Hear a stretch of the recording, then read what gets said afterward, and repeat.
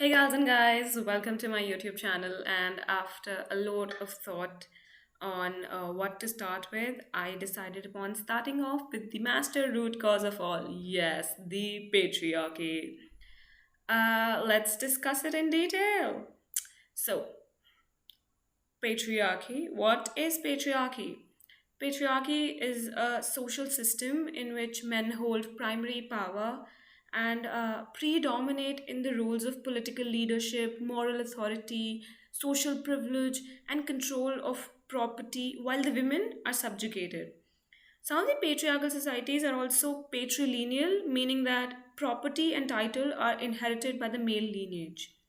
It means the rule of the father or the patriarch, and originally described as a male dominated family where a male serves as the head of the family. Now, it collectively describes male domination in all spheres of life, from houses to offices to various sorts of social circles across the world. And it's a system in which women are considered as subordinates or second class citizens. Yes, my fellow women. Irrespective of your class, patriarchy gives men the power to decide women's life for them, and the independent woman is looked down upon by the society as unruly and wild in most of the instances. According to Walby, it is a social system in which the role of male as the primary authority figure is central to social organization, and where males hold authority over women, children, and property.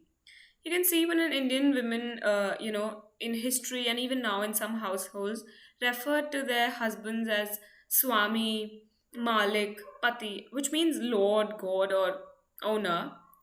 So, patriarchy basically imposes masculinity and femininity character stereotypes, and they strengthen the iniquitous power relations between men and women. Further, according to Walby, patriarchy is composed of six factors which are sources of exploitation and are interdependent in the nature, which are household, paid employment, the state, male on female violence, sexuality, and cultural institutions. Fret not, I'm here to explain all these to you in detail. So, what basically household means is that a domestic environment where the housewife and her contribution in running the home are undervalued and looked down upon. Domestically, the husband is the expropriating class. Number two, paid employment. It basically describes patrilineal and patriarchal relations on the job and refers to women being granted worse jobs and being paid less than a man for a same job. Don't we all know it? Number three, the state as an instrument of patriarchy refers to the state's support to its patriarchal, racist, and capitalist interests by choosing not to intervene or being too slow in intervening in cases of injustice against women. Number fourth, the male on female violence as we know it. As we know it, you girls, as we know it. It's basically the ill treatment, violence, or discrimination being meted out to women as a consequence of belief in inferiority and subjugation of women. Second class citizens, aren't we? Often this results in violence against women, which is systematically endured and tolerated by the society, and also the state's refusal to intervene against it, because who cares about domestic violence or marital rape anyway? Number fifth, sexuality means that in a patriarchal setup, heterosexuality is and should be the norm. Other sexual preferences are seen as a violation of patriarchal norms and therefore liable to be punished by the society. Isn't this a stupid thought? Totally yes. It justifies the objectification of women and the male gaze, and women being perceived as instruments of male gratification. Can someone kill me just right now? Okay, let's go on. So, a key feature of patriarchy is the notion of traditional gender roles. Traditional gender roles cast men as strong, decisive, rational, and protective, while women are seen as emotional, irrational, weak, nurturing, and submissive. These gender roles are restrictive of both men and women, as it is degrading for a man to have some sort of female characteristic and unattractive for a woman to have some sort of male characteristics. Gender roles are a set of a social and behavioral norm that within a specific culture are widely considered to be socially appropriate for individuals of a specific sex. Now, they may vary between culture to culture, but majorly they're kind of similar. And last but not the least, the number six, cultural institutions.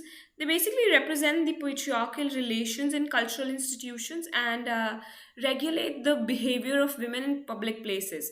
For example, their dress code in public spaces, free movement in society. Historically, the principle of patriarchy has been central to the social, legal, political, and economic organization of many ancient civilizations like Hebrew, Greek, Roman, Indian, and Chinese cultures. Patriarchy is associated with a set of ideas, a patriarchal ideology that acts to explain and justify this dominance and attribute it to inherent natural differences between women and men.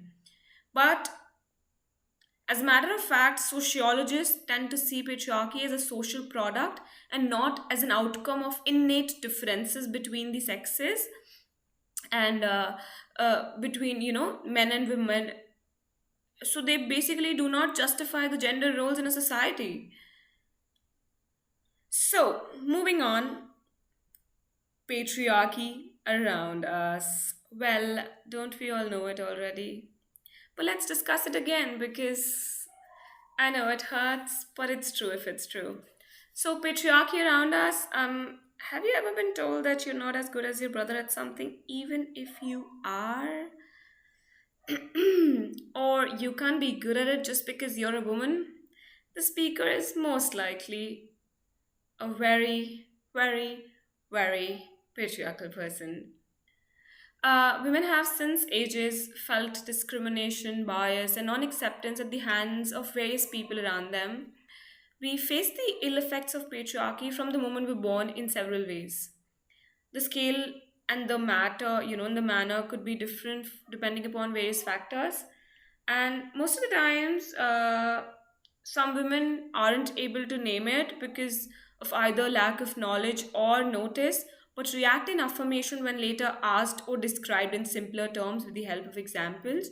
So now some of the example of facing patriarchy around us could be like your family being unhappy at the birth of a baby girl or even regretting not having a baby boy instead, or women and daughters doing all the household chores and sons not even asked for a helping hand, or this is my favorite, preferring son's education over daughters because he's got to get it, or marriage being the ultimate goal for a daughter, or restrictions on when to go, where to go, what to wear, how to sit, only for women and not for men.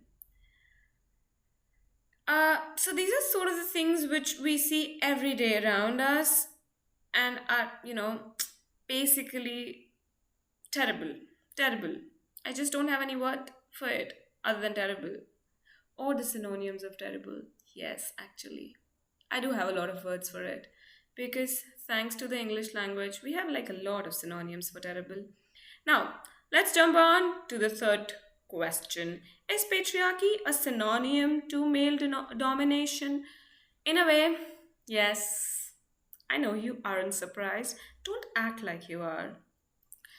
Well, Julia Michelle, who is a feminist psychologist, uses the word to explain kinship systems in which men exchange women and the symbolic power that fathers exercise within these systems. She says that this power is responsible for the inferiorized psychology of women that we've conditioned amongst us. However, Sylvia Wolby, in her book Theorizing Patriarchy, which is in fact an amazing book, calls it a system of social structures and practices in which men dominate, oppress, and exploit women.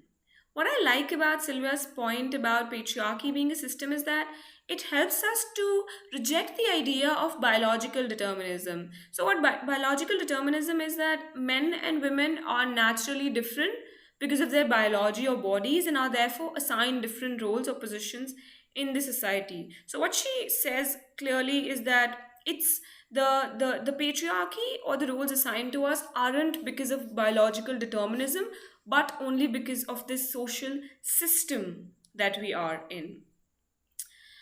And number four, scale of patriarchy. Well, it's not fixed, right? I mean, it's not the same for everybody else, like as you. So it's basically different for each one.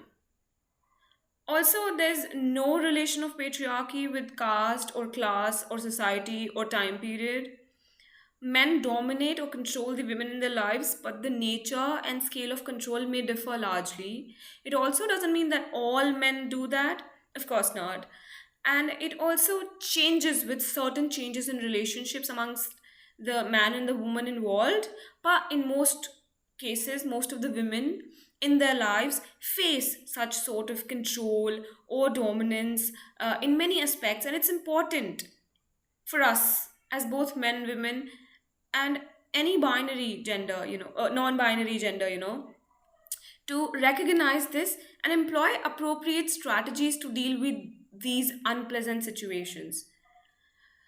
Because it's very important for us to take hold of these things and actually smash the patriarchy together. Yes, so that's it for today's video discussion, and we'll talk more about patriarchy in my next couple of videos. Lots of love to you, all my fellow beings, and don't forget to share your experiences. Tell me about your big victories against patriarchy in the comments below, and chat amongst yourself, you guys. It's just, we're all in quarantine. We have the time to educate, talk, and discuss, and we love some human warmth, don't we? Now, let's smash the patriarchy together. Yours, Emerging Lady.